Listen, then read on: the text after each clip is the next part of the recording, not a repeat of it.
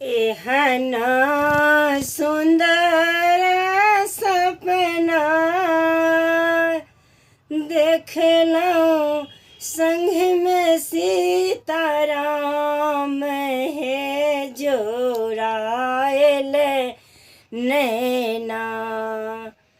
संग में सीताराम हे जोड़ायल नैना।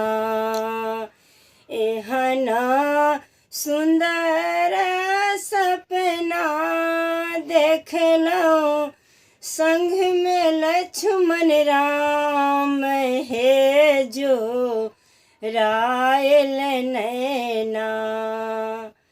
14 साल पर लौटलन सीताराम हे जोड़ायल नैना।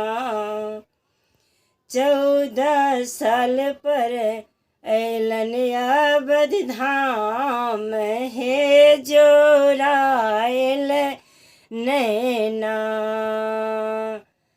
दीप जलाएब हम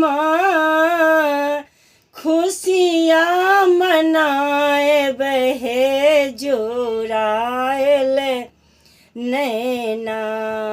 दीप जलाएब हम खुशियाँ मनाएब हे जोड़ायल नैना।